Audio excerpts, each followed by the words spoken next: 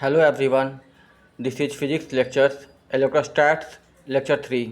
तो पिछले लेक्चर में मैंने बताया था कि जब कोई ऑब्जेक्ट लाइट के स्पीड के कंपेरेबल स्पीड से जब जाता है तो उसका मास बढ़ने लगता है। ठीक है, इसी के लिए आइंस्टाइन ने एक इक्वेशन दिया था। ठीक है, वो क्या बताता है, m is equal to M naught upon root under 1 - v/c का होल स्क्वायर। ठीक, m क्या है, रिलेटिविस्टिक मास, यानी कि जब वो चलने लगा है, जब चल रहा है उस समय उसका मास कितना हो गया है। एम नॉट उसका रेस्ट मास कितना था, जब वो रुका हुआ था तब उसका मास कितना था। भी मतलब किस स्पीड से वो चल रहा है, और सी मतलब speed of light in vacuum, वो कितना होता है 3 × 10⁸ मीटर पर सेकेंड। अब हम लोग देखेंगे चार्जिंग ऑफ अ बॉडी। एक बॉडी को हम लोग कैसे चार्ज कर सकते हैं। ठीक है, तो बहुत सा तरीका होता है, like friction, conduction, induction, thermionic emission, photo electric effect, field emission. जिसमें पहला है चार्जिंग बाय फ्रिक्शन। अगर आप देखिएगा तो आप बचपन में एक खेल खेले होंगे कि आप स्केल को सर में रगड़ते होंगे और रगड़ने के बाद आप पेज के नज़दीक लाते होंगे तो पेज उसके थ्रू अट्रैक्ट होता था। तो देखिए होता क्या है, दो बॉडी है, अभी दोनों न्यूट्रल है। ठीक है, दोनों के पास इलेक्ट्रॉन है, लेकिन एक बॉडी इलेक्ट्रॉन को जोर से पकड़ सकता है, और यानी कि उसका होल्ड जो इलेक्ट्रॉन है सरफेस पे उस पर ज़्यादा है, और एक भी दूसरा बॉडी है वो उतना ज़्यादा उसका पावर नहीं है, यानी कि वो जो सरफेस पे फ्री इलेक्ट्रॉन्स है उतना ज़ोर से उसको पकड़े हुए नहीं है। तो जब दोनों को रगड़ेंगे तो होगा क्या, एक बॉडी जिसका एबिलिटी ज़्यादा है इलेक्ट्रॉन्स को पकड़ के रखने का, वो दूसरे बॉडी का इलेक्ट्रॉन्स को भी अपने पास ले लेगा, और दूसरा बॉडी जो कि अपने फ्री इलेक्ट्रॉन्स जो सरफेस का इलेक्ट्रॉन्स है उसको उतना ज़ोर से पकड़ के नहीं रख पा रहा है, उसका कुछ इलेक्ट्रॉन पहले वाले बॉडी के पास चला जाएगा।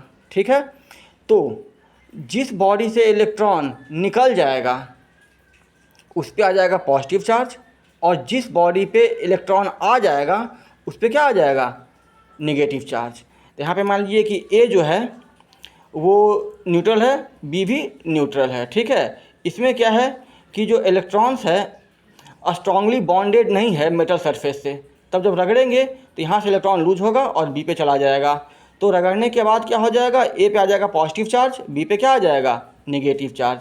ये कॉलम है, इसको आप लोग याद रखिएगा, थोड़ा सा देख लीजिए एक बार कि जब ग्लास को सिल्क से रगड़ते हैं तो ग्लास पे क्या आ जाता है, पॉजिटिव चार्ज, सिल्क पे क्या आ जाएगा, नेगेटिव चार्ज। उसी प्रकार जब ऊल या फ्लैनेल को रगड़ते हैं एम्बर, एबोनाइट, रबर या प्लास्टिक से, तो इस पर क्या आ जाएगा, पॉजिटिव चार्ज, और इस पर क्या आ जाएगा, नेगेटिव चार्ज। उसी प्रकार एबोनाइट को रगड़ते हैं पॉलीथीन से, ये बन जाएगा पॉजिटिवली चार्ज बॉडी, ये बन जाएगा negatively charge body. Dry hair को रगड़ेंगे कॉम्ब से, कंघी से, तो ये बन जाएगा पॉजिटिव चार्ज, ये यहाँ पर आ जाएगा क्या, निगेटिव चार्ज। दूसरा होता है चार्जिंग बाय कंडक्शन। कंडक्शन मतलब क्या होता है कि दो बॉडी है, ठीक है, दोनों को एक तार से जोड़ देंगे तो चार्जिंग शुरू हो जाएगा। कैसे होगा वो समझिएगा।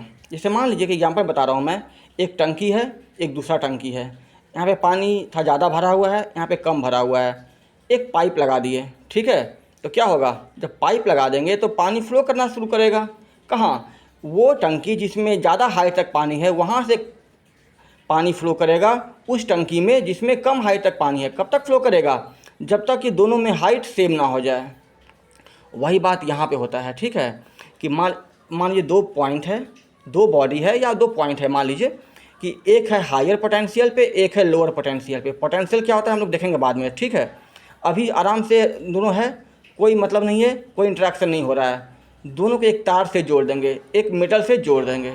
तो तार क्या करता है, जैसे पाइप से क्या होता है, पानी बहता है, उसी प्रकार तार से इलेक्ट्रॉन बहता है, यानी कि करंट पास होगा। ठीक है, जैसे तार से जोड़ देंगे तो इलेक्ट्रॉन फ्लो करना शुरू करेगा। कहाँ से कहाँ, लोअर पोटेंशियल से हायर पोटेंशियल पे। तो यहाँ पे बस मान लिया कि ये दोनों पॉइंट है, यहाँ पे 10 कूलम, यहाँ पे -2 कूलम। ठीक है, तो यहाँ पे तार लगा देंगे तो इलेक्ट्रॉन फ्लो करेगा। कहाँ से कहाँ, -2 कूलम वाले से 10 कूलम वाले तक। ठीक है, कब तक, जब तक कि दोनों का पोटेंशियल सेम ना हो जाए।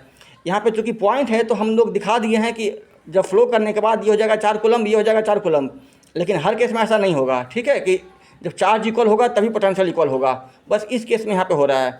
ठीक है, बस क्या होगा कि इलेक्ट्रॉन फ्लो करेगा कहाँ से कहाँ, लोअर पोटेंशियल से हायर पोटेंशियल तक। कब तक? जब तक कि दोनों पॉइंट का पोटेंशियल सेम ना हो जाए।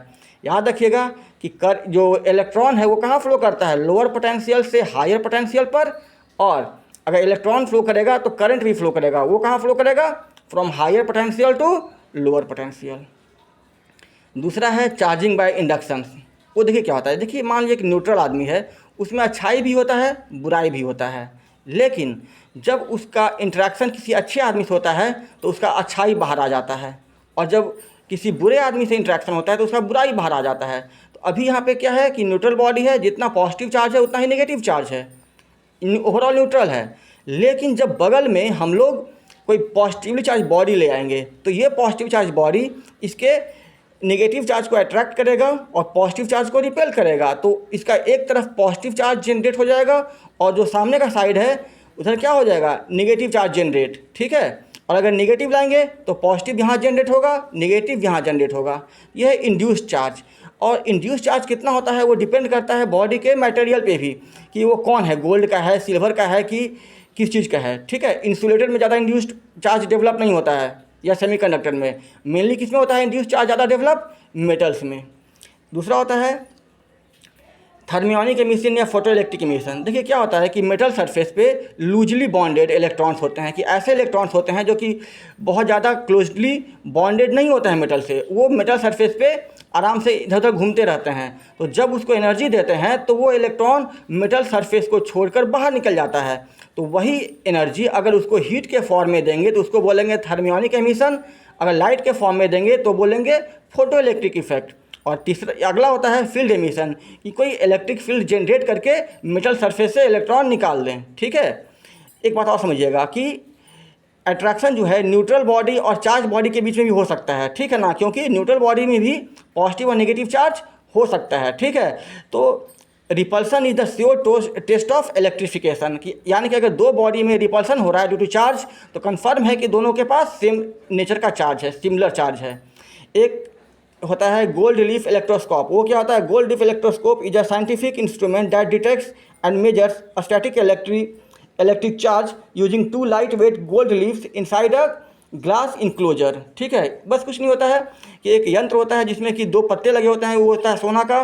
तो अगर हम लोग चार्ज बॉडी हटाते हैं तो अगर जो पत्ता है दोनों के बीच का सेपरेशन बढ़ जाता है तो जानते हैं कि वो सिमिलर चार्ज है, और अगर पत्ता में जो है सेपरेशन कम होता है यानी कि समझते हैं कि अपोजिट चार्ज है, अट्रैक्शन हो रहा है। ठीक है ना, इसको आप अच्छे से पढ़ लीजिएगा कहीं और।